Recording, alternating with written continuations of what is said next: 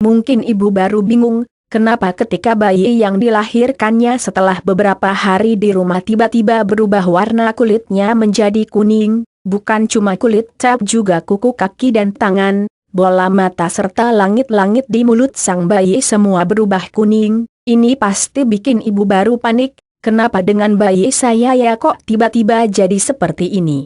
Saya share pengalaman saya yang kebetulan terjadi pada anak saya 4 hari setelah dia lahir.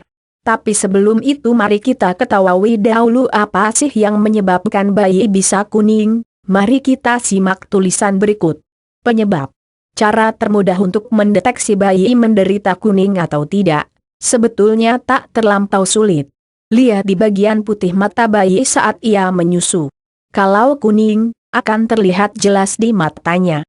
Kuning pada bayi timbul karena adanya timbunan bilirubin, zat komponen yang berasal dari pemecahan hemoglobin dalam sel darah merah di bawah kulit.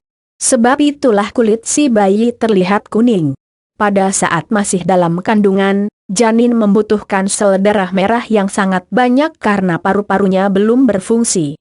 Nah, sel darah merahlah yang bertugas mengangkut oksigen dan nutrien dari ibu ke bayi melalui plasenta. Sesudah ia lahir, parunya sudah berfungsi, sehingga sel darah merah ini tidak dibutuhkan lagi dan dihancurkan. Salah satu hasil pemecahan itu adalah bilirubin. Bilirubin alias pecahan hemoglobin ini pun bermacam-macam, indirect, direct, dan bebas. Yang indirect atau yang belum diolah, yaitu bilirubin yang terikat albumin sebagai zat pengangkut, akan dibawa ke hati untuk diproses menjadi bilirubin direct. Bilirubin direct ini akhirnya disimpan di kantong empedu. Kadang tidak semua hasil pemecahan hemoglobin ini bisa diikat oleh albumin dan dibawa ke hati. Sebagian tidak terangkut dan disebut bilirubin bebas. Justru bilirubin inilah yang berbahaya. Karena ia bisa gentayangan kemana-mana. Terutama kalau ia masuk ke otak, tak bisa dilepas lagi. Jika sampai masuk ke otak, akan menimbulkan penyakit yang disebut kronik terus atau timbunan bilirubin di dasar otak, jelas Nartono. Namun oleh suatu keadaan tertentu, bilirubin indirect pun bisa pecah lagi menjadi bilirubin bebas. Yaitu jika si anak dalam keadaan sakit atau menkret, yang menyebabkan ia kehilangan banyak cairan. Kekurangan cairan, juga oksigen, akan mengakibatkan lepasnya albumin sehingga ia menjadi bilirubin bebas yang membahayakan. Lantas di mana terjadinya pemecahan sel darah merah? Ia bisa terjadi karena adanya tabrakan-tabrakan di saluran pembuluh darah, di sel-sel hati, atau di sel limfa. Kadang pemecahan sel darah merah terjadi sangat berlebihan sehingga meningkatkan kadar bilirubin. Ini biasanya disebabkan beberapa hal. Pada ketidakcocokan golongan darah, misalnya bila si ibu berdarah O, sedangkan si bayi berdarah A atau B. Pada saat masih dalam kandungan, darah ibu dan janin akan saling mengalir lewat plasenta. Kalau darah si janin tidak cocok dengan darah ibunya, maka si ibu akan membentuk zat antibodinya, zat penangkis. Zat ini sedikit banyak akan mengalir lagi ke tubuh si janin melalui plasenta. Akibatnya, zat antibodi ini akan menghancurkan sel darah merah si bayi, sehingga meningkatkan kadar bilirubinnya. Sedangkan untuk ketidakcocokan golongan darah akibat resus, biasanya terjadi bila ibu golongan darah resus negatif dan janin resus positif. 2. Karena obat-obatan. Ada beberapa macam obat, misalnya yang mengandung sulfa, bisa menghancurkan sel darah merah. Karena itu, berhati-hatilah memberi obat pada bayi. Konsultasikan pada dokter sebelumnya. 3. Karena infeksi. Bisa infeksi saat bayi dalam kandungan atau infeksi saat di jalan lahir. Misalnya jalan lahir ibunya kotor.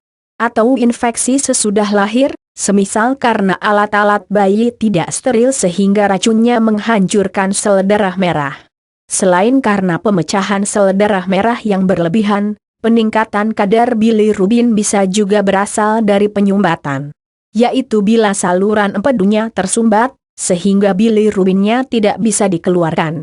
Atau juga bila hatinya membengkak, hepatitis, sehingga pipa-pipanya tersumbat. Umumnya kuning yang disebabkan oleh penyumbatan terlihat sesudah minggu kedua atau lebih. Bagaimana membedakan kuning pada bayi karena bilirubin yang indirect, pemecahan yang berlebihan, atau direct, penyumbatan? Lihat dari kotorannya. Bila kotorannya kuning, biasanya karena pemecahan. Tapi yang disebabkan penyumbatan, kotorannya akan terlihat putih seperti dempul. Hal ini karena empedunya tidak bisa masuk usus, sehingga kotoran tidak bisa diolah dan menyebabkan berwarna putih. Kebetulan anak saya termasuk kuning karena pemecahan, di mana pupnya berwarna kuning. Sejak terkena kuning sempat ada konflik dalam keluarga apakah bayi saya harus dibawa ke rumah sakit atau dirawat sendiri. Karena anak saya masih mau minum ASI dan pupnya masih kuning, termasuk normal. Jadi saya dan suami saya berniat untuk mengurusnya sendiri di rumah.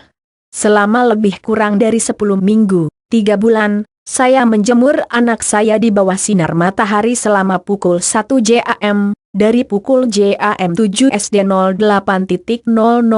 Wah kalau dilihat, anak saya gosong kulitnya TPGPP ini demi kebaikan dia. Dan rajin saya beri ASI setiap pukul 2 jam sekali. Alhamdulillah selama lebih kurang 10 minggu, putra saya sembuh dari kuning. Kenapa saya ambil jalan merawat sendiri? Karena suami saya berpikir kalau sinar ultraviolet yang paling bagus itu adalah yang ciptaan Sang Maha dan pasti memiliki tidak ada efek samping di kemudian hari dan kebetulan anak saya termasuk yang masih bisa dirawat sendiri dan untuk bayi yang minum sulfur biasanya lebih cepat sembuh sekitar 2 minggu dibandingkan bayi ASI. Dan yang seharusnya dirawat adalah bayi yang sudah tidak mau minum ASI or sulfur dan pupnya berwarna putih. Mari kita simak lagi beberapa cara penanggulangannya yang saya kutip dari tabloid nova.com akibat dan terapi. Untuk bilirubin yang berasal dari pemecahan yang berlebihan, asalkan cepat ditangani biasanya dapat cepat sembuh. Jika terlambat ditangani, bisa menjadi kronik terus atau meninggal. Bayi pengidap kronik terus, lanjut Nartono, akan mengalami kelainan perkembangan, yakni berupa gangguan susunan saraf pusat atau panca indera. Entah itu berupa kelainan motorik, gangguan perkembangan mental, tuli, lambat bicara, ataupun susah belajar. Tergantung berapa luas dan berapa banyak timbunannya, serta di bagian otak sebelah mana ia tertimbun. Pada bayi dengan kasus seperti ini, salah satu tindakan yang dilakukan adalah memberinya cukup cairan. Bila kadar bilirubinnya masih ringan, cukup dijaga agar cairan tubuh tidak berkurang. 3 atau 4 jam sekali, bayi harus diberi susu. Terapi lain adalah yang disebut sinar biru, blue light therapy. Bisa juga dengan bantuan sinar matahari. Tapi jangan dijemur secara langsung di bawah matahari. Cukup asal terkena sinarnya saja. Namun jika kadar kuning tinggi sekali dan amat cepat kenaikannya, dokter akan melakukan transfusi tukar. Darah bayi yang sudah mengandung bilirubin dikeluarkan, diganti dengan darah baru. Sedangkan untuk bilirubin yang berasal dari penyumbatan, bila tidak segera ditangani akan menyebabkan kerusakan hati. Hatinya bisa mengecil, sirosis, dan mengeras. Untuk ini, dokter akan membedah tempat yang tersumbat tadi, jelas Nartono. Ia juga mengingatkan, untuk bayi kuning yang disebabkan kekurangan enzim yang disebut G6PD, sebaiknya tidak menggunakan kapur barus untuk baju-baju bayi.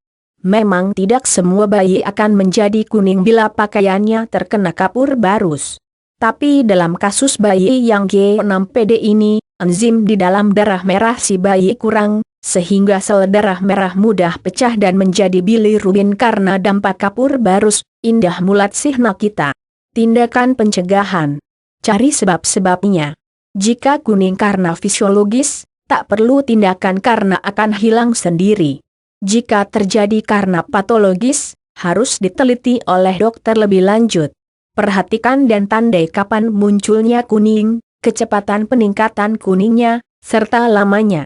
Jika sudah menjumpai hal-hal mencurigakan seperti ini, segera bawa ke dokter. Jangan memberi sembarang obat-obatan pada bayi. Hindarkan bayi dari infeksi.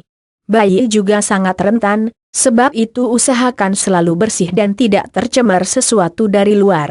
Jangan biarkan bayi puasa terlalu lama. Berikan cairan tiap 3 pukul 4 jam. Sebaiknya hindari pemakaian kamper kapur baru saat menyimpan baju-baju bayi. Semoga bermanfaat ya, Siu.